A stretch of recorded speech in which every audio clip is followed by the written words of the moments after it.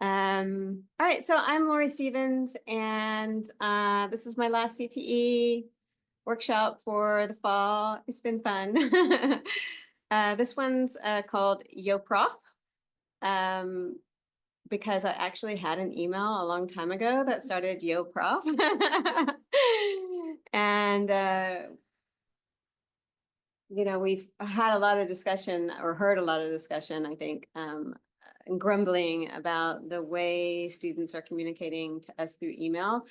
And the discussions cover a range of problems and inappropriateness. And so I didn't want this to be a kind of grumble fest, but I did want it to be a place where we could talk about our experiences with student emails and try to come up with some responses and suggestions.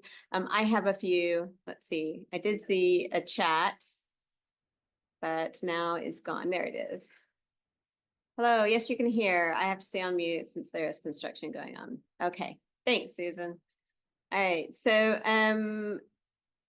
I just would like to survey you, each of you, and ask you like why you're here and what kinds of issues you've had or experienced with student emails that can be frustrating. Okay. So Pauline's going to start. She's going to grab a microphone. Hi, I'm Pauline Newton, and so I'm here just to learn. Really, sometimes students are just very direct with their emails, so I need this or no punctuation or grammar.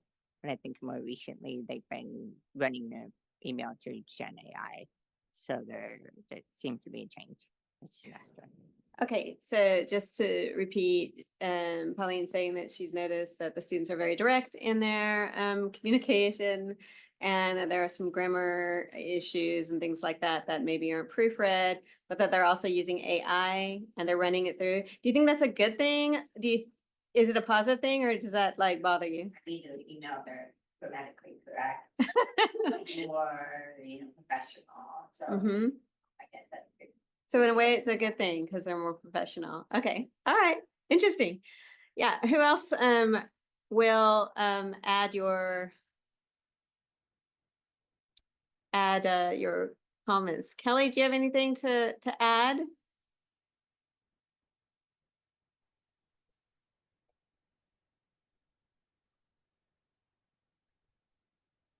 Hi.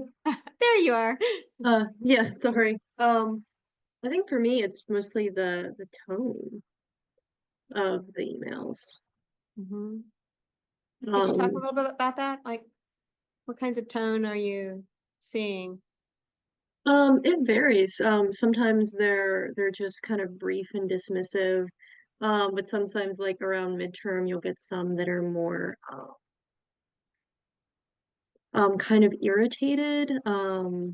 I don't want to say angry, but yeah, so you get some harsher tones later on. Yeah, and that's not all the time. Sometimes they're just kind of like unaware of tone at all. So it varies. Okay, thanks.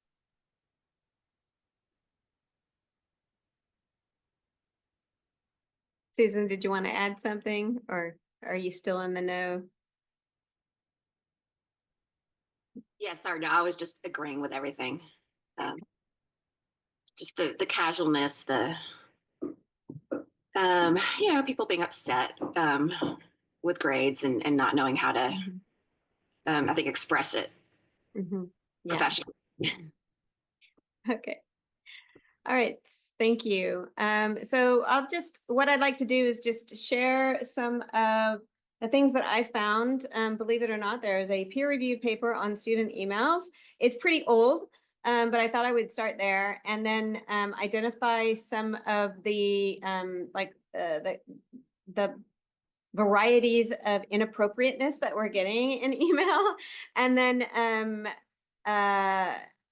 brainstormed some solutions for, or how we can address this so that it preserves our own mental health and sanity.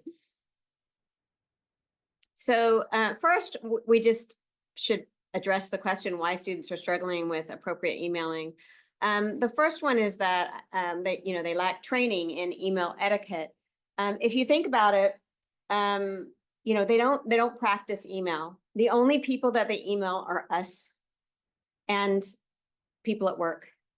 And even at work now, a lot of times people are chatting instead of emailing, right? So their experience is limited to talking to their teachers and professors. Maybe they're teachers from school, but even in high school, they generally aren't emailing their professors. They're talking to them at school. I mean, their teachers talking to them at school. So when they get to the university, they really don't have any practice, and they have to kind of learn on their own, just through seeing how their professors are talking to them, and then trying to model that back. But not a lot of students have that that intuition, right, to navigate email and to model. The text messages are essentially their only form of communication. I'm gonna move this around. And they apply Gen Z cultural expectations and cues to academic communication. So we've heard a lot about Gen Z. So we'll talk about also like the qualities and traits of Gen Z according to some scholars. We have a new chat. Okay. It's funny navigating this. Okay. All right. This is from Addie. Oh, okay. Super. Yeah. Okay. So I found this peer-reviewed or it's just an article by a couple of professors. And it's pretty old. I think it's 2005. Called "What Can We Do About Student Email?" So this has been a concern for a really long time. And they found three different factors that are exacerbating the problems that we are seeing with emails. The first one is asynchrony. The second one is depersonalization, and the third one is immediacy. So asynchrony obviously is where you are writing to somebody else. So it's a form of communication, and a lot of times when we think of communication, we think of immediate communication where you're face to face and you're talking to each other, oral communication. But obviously email is asynchronous, and so one person is writing and there's no audience there. There's no immediate audience. So whereas if a student were to stop by and come to you in the office and it was a synchronous kind of communication, there are verbal cues that students can pick up on, and you can sort of interrupt the student if they are sort of going into the weeds and not really focused on the thing that they need to be focusing on, the problem or the question. So that's not there. Depersonalization, obviously, when you're writing and there's not a person in front of you, that can cause you to use a tone that you normally wouldn't use in person. And then immediacy. So immediacy meaning that not only do the students want an immediate response often, right? When they're writing, they're like, I need the answer now. But also the emotions that are tied into writing an email. A lot of times students will be panicked, confused, frustrated, and that because they're writing with the emotion still in them, it's coming through in the communication inappropriately. And obviously it comes across as very rude.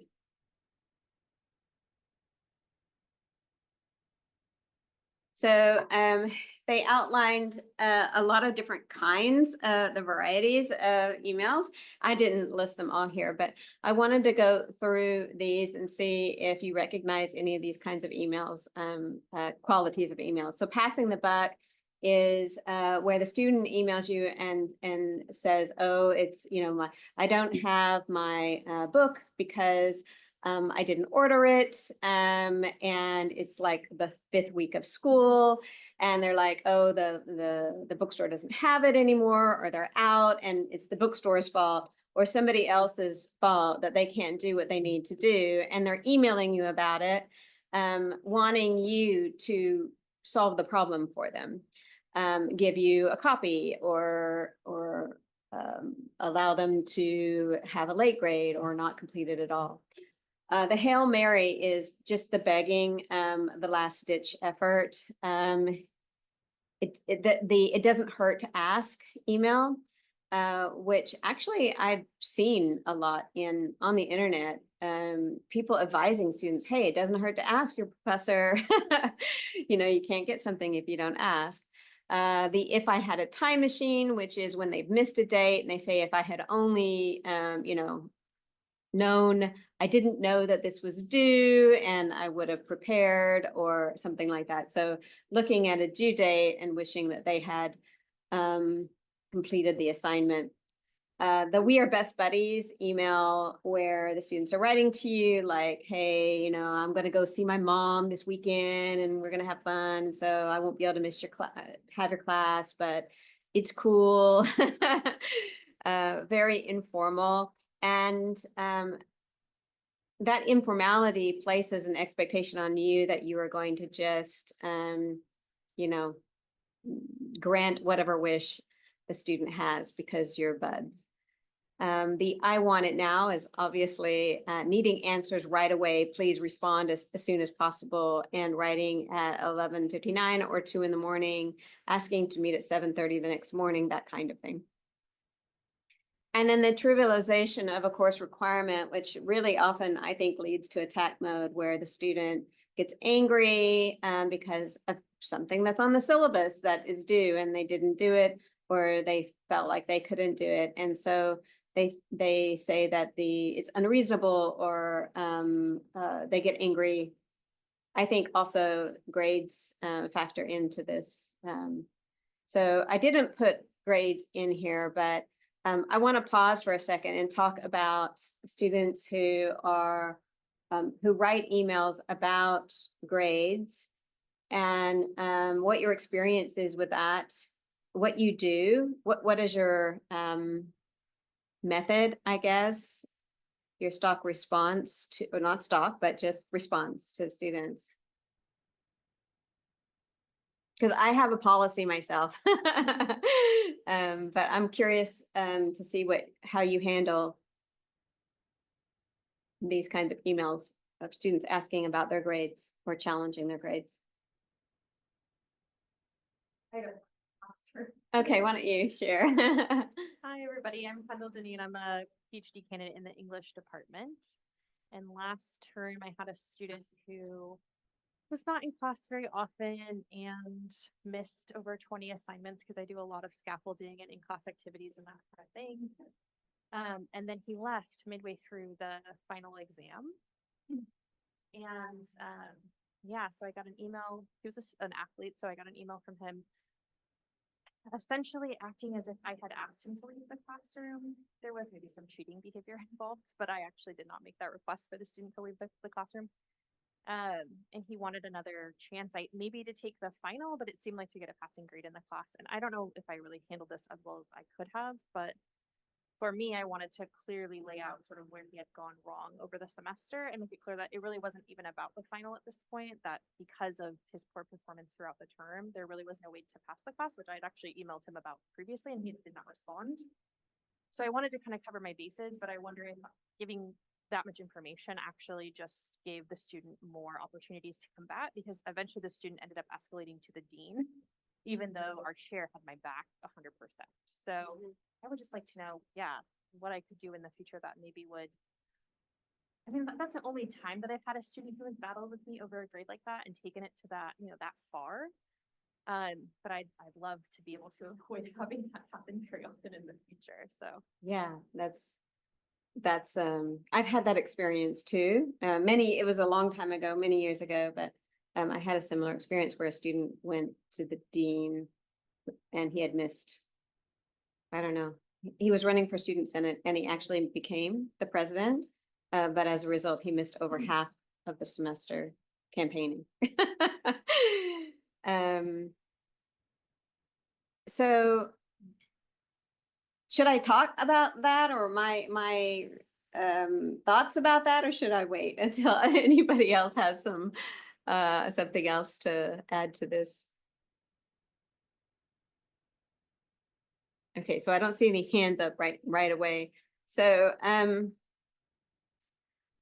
this is my policy for students who are asking about grades or complaining about grades. I don't normally have students complain about grades. I have students who say, how can I do better? This doesn't represent who I am. I thought I did better. I worked really hard. What can I do to improve my grade?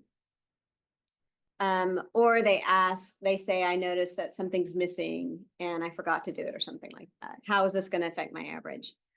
So I tell students that email actually isn't a private, it isn't considered private. Other people can look into our emails in the administration. They can read what we're sharing. And so I tell the students, I don't discuss grades over email. I welcome you to come to office hours, and we'll chat about your grade. We'll chat about what's going on, how you can get better, make a plan. If you're committed to, raising your grade, let's make a plan, make it happen somehow. And I just explain that in the email. That's my sort of stock response. I'd be happy to talk to you about grades. Just come by my office because email is not considered private, and I want to abide by FERPA rules, right? So I sort of blame it on FERPA. And I do this because students will spend a heck of a lot of time and space writing an email about a grade, right? They'll write a whole essay about why they deserved a higher grade rather than just putting that time on the paper itself. And their emotions are generally really high. And I think that anytime a student gets angry, it's not because of anger at you, it's because of panic in them. They're worried about how their actions or their grade is going to affect, their relationship with their parents or their standing or, where they are in their fraternity or sorority, a whole host of things. So I think that the emotion that is driving the students in their emails is a kind of panic and worry, anxiety, and that is coming through their words as curt, sharp, rude, direct. So that's kind of my policy. And then when they come in, everything, when you're face to face, everything changes. Students are much more sensitive to cues, visual cues. They're much more accommodating. They're much more likely to say, yeah, it wasn't a great week for me, or I had this other thing that was going on and it was distracting. You can also learn a lot more about what's going on in the students' lives, things that are contributing to whatever is happening in their assignments. So I think that it's better for the student and for us.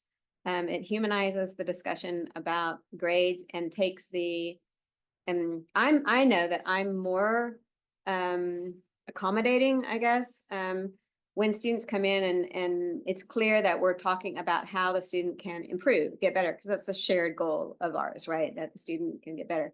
I'm not, just my personal philosophy is I'm not concerned about rigid timelines, even though I have a no late policy, which generally kind of works. I'm like no late papers, so I don't get late papers in general. But if a student comes to me face to face, I almost never say, no, you can't turn in a paper, because I'm more interested in their improvement. So any other examples, questions, concerns, thoughts?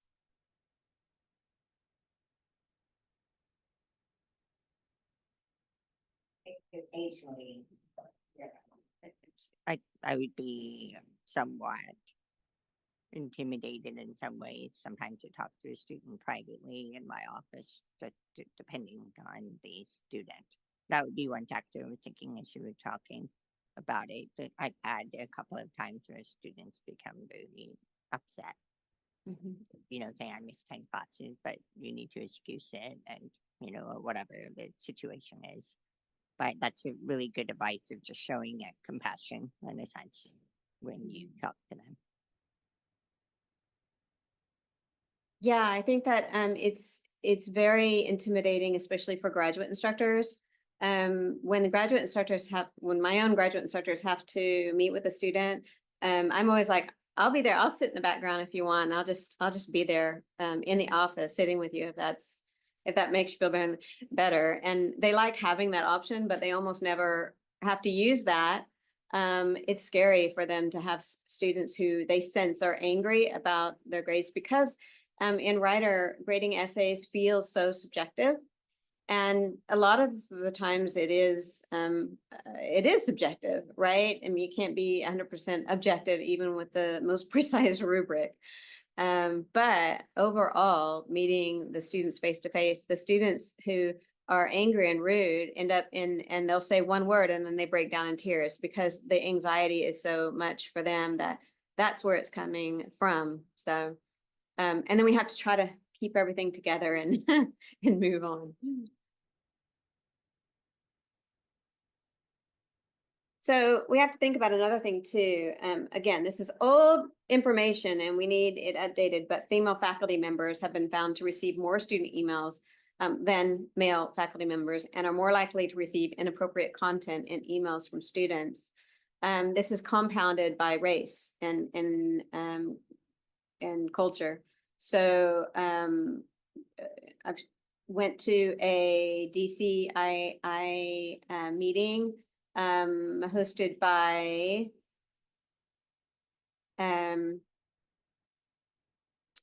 one of our faculty members who is African American, and she was saying that she receives microaggressions in her student emails, and this is not uncommon, right? So any thoughts about how to deal with it? I'm just laying this out here, acknowledging it. And I don't think that this is old information, but I don't think it's gone away. I think, in fact, with the recent political climate and the hypermasculinity and sort of bravado, is probably worse than it was in 2005.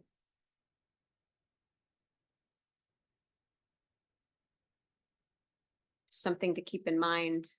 I don't know. I mean, it seems like we should have some sort of support for this at the university, somebody to go to at the university, like students have somebody to go to, who, I mean, I would imagine that, the diversity and inclusion folks would have some sort of support system, but the fact that I don't know about it, if it does exist, I think means that we need to maybe think about asking for that, some sort of resource there. Yep, there is a chat. I don't know if this is new. How do you respond to emails like this? Okay, so what kind of emails? The ones that are inappropriate? Yeah, inappropriate or microaggressions like this. I'm trying to think of a microaggression. I can't think of one off the top of my head. I'm super fortunate. I don't tend to get angry emails from students. My students by and large are overly respectful. So I don't have as much experience trying to calm down the students through email. But I think that modeling is super important. If a student, writes you something that's in a form that's inappropriate or something that's inappropriate, I would invite them to come talk to me in person. Again, modeling very formal, dear student, not emotional, making sure that I don't write with emotion and sometimes you have to point out things that are that are inappropriate, but you have to do it in a way that is not charged with emotion, because that is just, email is just like a magnifier. As soon as you send it, it's gonna magnify the emotion in the student's response to you. So, okay, here's one, Kelly. Sometimes the students will call me Mrs. Stevens, and there is no Mr. Stevens. And the students don't understand that unless they're paying attention to the first week of classes, where I tell them, you know, different ways that they can address me in email and in person. And if I don't mind it, if it comes from a student who's just, you know, not really thinking and or not used to writing, but if it's somebody who is rude in class, like always scrolling on, you know, always surfing on the internet during classes, or just doesn't ever participate and, you know, looks sour, their disposition in class, I carry with me. And so when if I see somebody call me, you know, Mrs. Stevens or hey, or something like that, for me, it's magnified, you know, that's about me. That's my response, right? So I get upset because it's compounded by the student's behavior in class. So I have to kind of recognize that that's more about me and my response to the student, and the student didn't intentionally treat me as though I were, you know, some half of a man. But that is an unintentional aggression, and I realize that there are microaggressions that are intentional, right? And I don't know, has anybody had a microaggression like that, and how did you handle it? I'm really curious to hear this, and I wish we had a larger group. So, because, you know, if we don't experience that ourselves, you know, it doesn't exist. It's like, it's not in our consciousness, and, or it's something that, you know, we have to imagine, but it's hard to imagine if we don't hear about it, if we don't know, the capacity. When I went to the DCII, meeting last month, I was shocked at some of the examples of communication between students and the way they were speaking to their instructors. I was like, what? This exists? Students actually talk to their instructors and professors that way? And it made me feel really stupid because I didn't realize that that's going on around me. I do like your point about just, again, modeling good behavior. If they're not being respectful, then just don't be emotional. Just respond and say, hey, let's talk about this after class. Catch me during my office hours, and we'll, you know, address the situation, whatever it is. Okay, thanks. And sometimes students don't, again, I try to give the students the benefit of the doubt. And they may not realize that their words are microaggressions, right? Or their terms are insulting. And so I might say, hey, I know you probably didn't mean to mean this or to suggest this, but, you know, if we're just looking at the words, I can always rely on, you know, rhetoric and written communication, since that's what we're about in our department. So this article ends saying it's important for us as faculty to understand that students are new to the world of professional emails, and that they are likely to send emails with inappropriate content. As the recipients of these emails, we can minimize negative consequences by modeling professional email etiquette and having a set of strategies available for us to help us respond appropriately when unacceptable email content comes our way. So yeah, I mean, we are like the first, we're going to get inappropriate emails at various levels of offense. So, you know, we're the first like line. And once they move away from college and start getting jobs, hopefully by that point, they'll have learned how to be professional.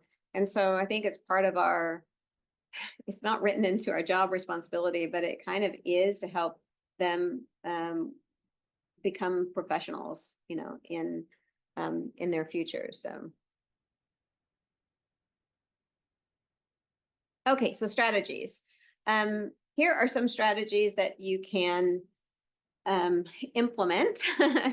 So one is encouraging student ownership. A lot of times students will ask us where something is, something that we've covered in class, something that's on the syllabus, something that's on Canvas. And instead of just giving them their answers, because then we'll get lots and lots of emails, if a student's going to email you once, they're probably going to email you 5 times during the semester, same kind of question. Especially if you give it to them, right? Instead of giving students answers to their questions, tell them where they can go to find them on like Canvas or in the syllabus. So here's an example. The assignment due dates are on the syllabus. Our Canvas link and modules contains these instructions for the assignment. Please review both of these. Happy to talk to you. If you have further questions, have a great day, that kind of thing. Another strategy is to put things into perspective for the students who are panicking. So this addresses their anxiety and panic that might come across as rudeness and haste and, too direct emails.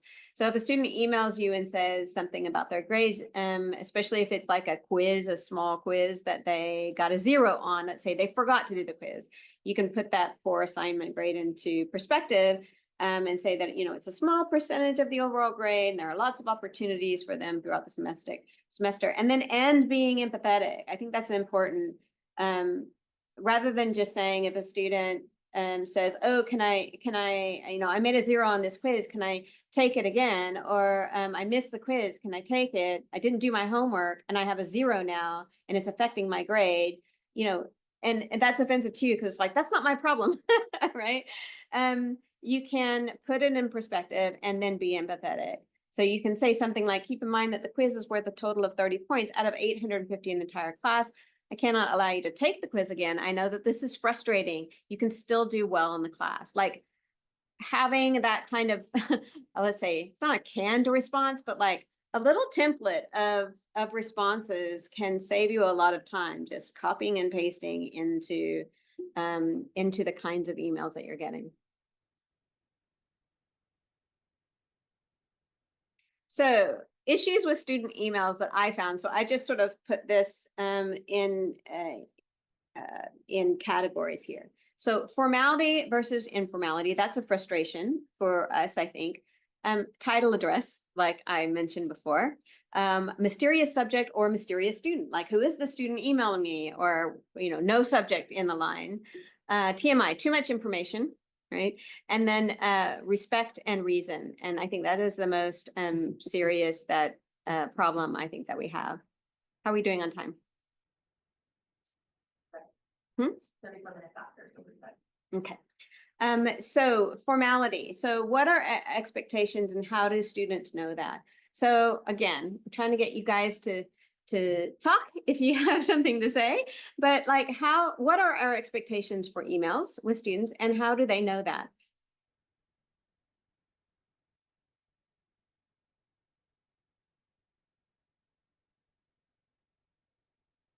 Do you know if in the students' orientation at SMU, if they're getting any instruction about how to write an email?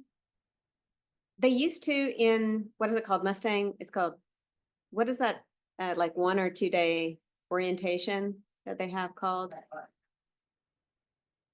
Okay, it's not Mustang Corral. It's something like or in the orientation they used to have. Yeah, they used to have a little class, but it was something that the students could go to. It was like a choice of other, I think that they rotated. I don't know that they do it anymore. But again, it's kind of like first week. There's so much information on students that they're excited about being on campus. Their brains are elsewhere. I think it's easy to forget if it's something that's happening before the semester even begins. I did have a policy in my syllabus last year about email etiquette, but I don't want to just add a policy, like keep adding policies for all of these individual problems, right? Because I don't want my syllabus to end up being 1,000 pages long.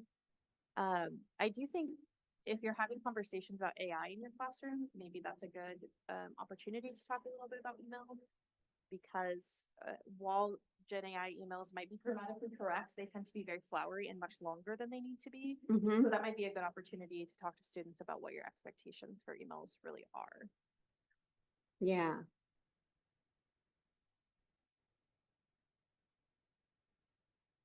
I mean, it might be, this question might be just sort of question that, or you know the answer, like, I don't tell my students the expectation. I don't address this in class. So if students don't know your expectations, then of like the level of formality, then, you know, it's no wonder that we get emails that are like text messages or that we feel are too direct.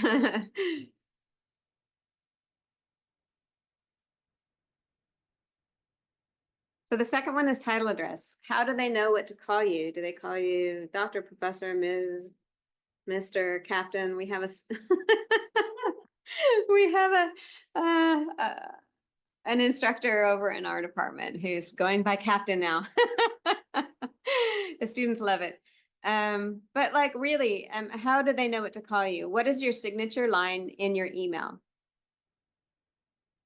So I used to have in my signature line, Dr. Lorianne Stevens.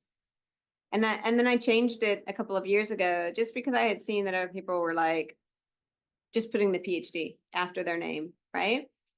But then if you do that, then the students don't know what to call you. A lot of times. So, what do students call you? Do they automatically call you something that is appropriate, or do they sometimes address you by other names that you wish they wouldn't? I think they know. I've been here a couple of years. So I think they know that I used to call me professor. And I tell them it's a joke. I say, call me whatever gets my attention. I'm not paying attention. So they'll do that, but most of them call me professor or doctor. Email, and I'm always careful to sign my emails appropriately, put the name and put my signature. I know so that they know that I'm sure. So they know. So you're really careful about your signature and your signing off. Yeah, when Yeah. I not just make it. The actual name. Yeah. You know, some people don't care. Some people, you know, have their students call them by their first names, even undergraduate students. Some people don't care if a student says, yo, prof, right? It's kind of like this cool factor. I think the problem becomes when the students make assumptions that what works in one class will work in another class with another professor.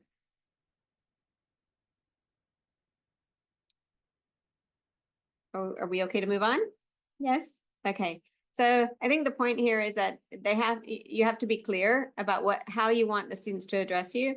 And I think it's best to start that early, maybe not in the first week of class, but repeating it in the second week of class, because you probably will have new students with the movement. So 3 is the mysterious subject, and I'm going to provide a template at the end that I found online that's really marvelous, that helps students to avoid these mysterious email subjects and who the student is. I think that's it's a problem, especially for people who teach large group classes like 60 or 100 students. For those of us in writer, we have 15 students in each class. In general, we know which student is which, but sometimes you don't know which class they're in. And so that can cause problems if you don't know which section they're in. So that can cause frustration. So TMI, I think, is my favorite because that's the kind of email that I get mostly. Emails with detailed explanations of absences, with photos and prescriptions of prescriptions and injured ankles. I would get photographs of broken ankles, like bruised and everything, or stitches or something. I'm like, I don't want to see that. So I think that this is also a carryover of the policy of like unexcused versus excused absences, and they want to like prove that they deserve an unexcused absence. So and I kind of have a problem anyway with asking students for any sort of documentation, because I think I feel like it's an invasion of privacy. So yeah, so that's the fourth kind of email that I find is a little frustrating, because if you get a lot of them, then you feel like also you have to respond in a sort of lengthy email. Like if they send you a 3-paragraph email about, you know, all this stuff, and then you say, thanks, see you in class. It's like, it feels rude for you to say that. Okay, so the most problematic category, I think, is when students make demands and assume you'll agree. They'll just say, I didn't turn this in in time, and then they'll attach the assignment to the email because it's closed on Canvas, and then they, that can be considered rude or disrespectful, or they'll use abusive language in the emails. So, okay, so I think one of the reasons we're seeing even more of these emails is obviously Gen Z, right? So I looked up a little bit of research on Gen Z just to sort of figure out, okay, who are these kids that we have now? And this is what the research says, okay? And I see a little bit of a disconnect from what the research says and what we're seeing in our classroom. In summary, a typical Gen Zer is a self-driver who deeply cares about others, strives for a diverse community, is highly collaborative and social, values flexibility, relevance, authenticity, and non-hierarchical leadership, while dismayed about inherited issues like climate change, has a pragmatic attitude about the work that has to be done to address those issues. So I'm seeing these characteristics in my students. Flexibility, they want flexibility, like soft deadlines. They need they need to see the relevance in what they're learning, or the rules of the classroom. They have this sense of what's authentic and what's fake. And so manners can sometimes fall into that inauthentic expression of respect. And then non-hierarchical leadership, obviously, it's like they value equality and collaboration. And so they appreciate it when they're all equal and working together, right? So I am seeing that. But, earlier on in this paper, in this research done by Katz, she's saying that they are savvy, computer savvy. They've grown up with the internet their entire lives. They've never known a world without the internet. And that's where I find it, a disconnect, because we can't, just like we can't assume that the students know how to email, that they will understand etiquette. But because of all of these things, these characteristics that were in the previous slide, they also, I lost my train of thought. It was about email. Yeah, they just as they don't know how to email, they don't know how to operate just apps on the internet. I find that my students, when they download something, they don't know where it goes. They don't know how to download something to their laptop. It's just always in the cloud, or they'll work just with Google Docs or something in the cloud. They don't know that there are folders, that they can move things into their folders. So everything that they download is in the download folder. They have no folders on their computer. So they have to hunt, and they hate the Finder. Like, I'm talking about a Mac, because that's what I know, but they'll have to hunt with keywords, and then they can't find something because Finder sucks on Apple. So they're very frustrated. They don't know how to operate technology. They know how to swipe. Technology is so easy for them that they haven't had to learn. They don't need the curiosity to find out how to organize their things on their computer and store their things on the computer, and they really struggle with it. So I think that they are not as internet savvy or computer savvy as we expect them to be, and that can be frustrating to us because they don't know how to do simple things. So Kat says, our biggest surprise came in response to this interview question: what type of communication do you like best? We expected the interviewees to respond with their favorite type of digital communication, text, email, chat group, whatever. But instead, nearly every single person said their favorite form of communication was in person. And I find this really fascinating because my students love to meet for conferences in person. I now hold most of my individual conferences online, on Zoom, because it's just faster. We get more stuff done on Zoom because you're not faffing about, getting things out and stuff. But I do give an option to have face-to-face occasionally, and they love it. And it's weird because they also express themselves. It's very hard for them to communicate in person. They're so used to chat that poses also another problem for them. So, but they do prefer that face-to-face interaction and in communication. I think it adds some sort of resolution when they leave, that they feel like things are resolved more if they've had a face-to-face communication. So I thought that was interesting too. I thought that they would prefer digital communication. Okay. Oh, Stampede. Yes, yes, that was it, Stampede. And then I get the Ms. email a lot as well. When I am meeting with them in the office, I usually ask them who their professors are. When they say Dr. Smith, Dr. Stones for their male prof, oh yes, I then ask why I am Mrs. They usually haven't even thought about it, and I realize most of them do it inadvertently. I think it's just a habit for many of them. Yeah, I think so too. And I think that they're not used to associating females with doctor or even prof because they've grown up their whole lives in school where it's been Mrs. And then it's so easy for them to transfer from Mr. to professor, but yeah. Susan, I'm going to ask, is it okay if I ask you a personal question? I'm just curious because it's a reflection of me. I don't want to ask her first before I get it okay. Okay. Oh, that's AI? Oh, it's So our it AI note taker. Okay. I was just gonna say that I wonder too if students see their female professors as like more motherly, you know, and so that might contribute to the kind of auto transfer to Mrs. instead of professor or doctor. I'm not sure. There's a lot of that's true. Yeah. That when women don't get mother in the classroom, that it really shows up in their evaluation because it feels. Can like you they're use the not- microphone? Because I think that's a really important. Yeah, sorry. There's a lot of research showing that students do expect female faculty to be mothering. And you'll see when faculty do that, then they get, like, women generally get more comments like kind, caretaking, warm, things like that, as opposed to like brilliant, rigorous, whatever, right? Mhm. But also evals are really impacted when people don't act the gender that the student thinks they are.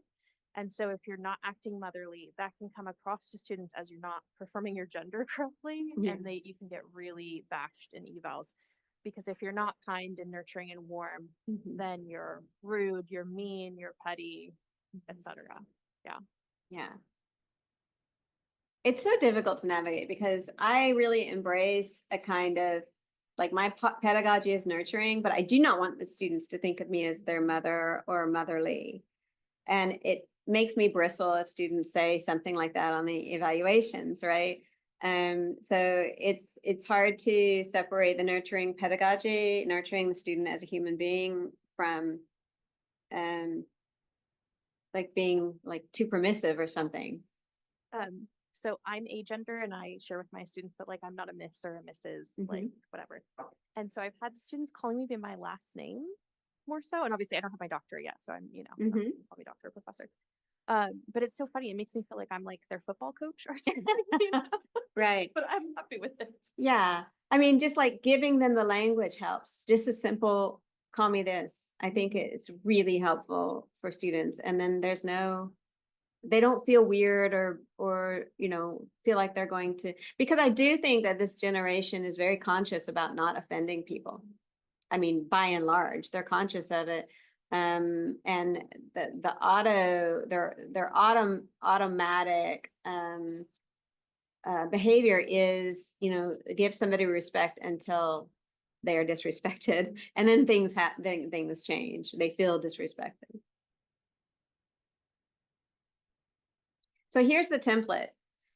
So I have the link here, but I'm going to make sure the link is live so that if you email, you can get the link itself. It's written by a professor.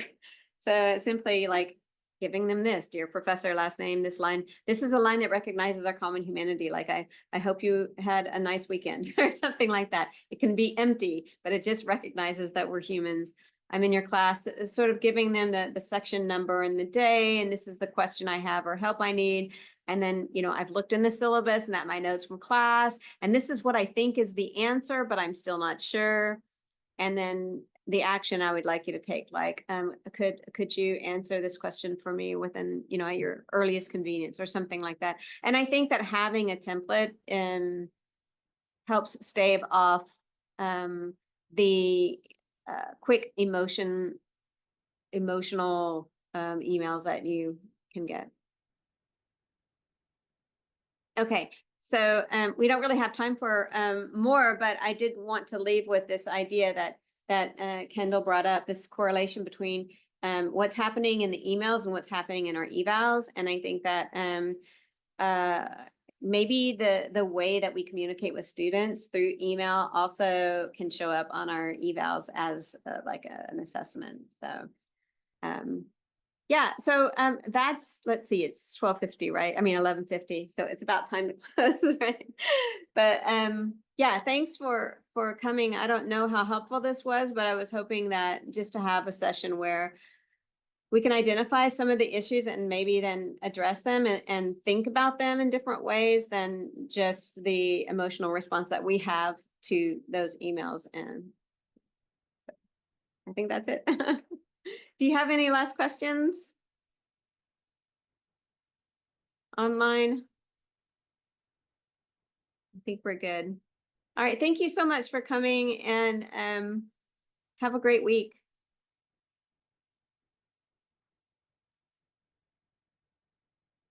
Should I just end it here? Yeah. Okay.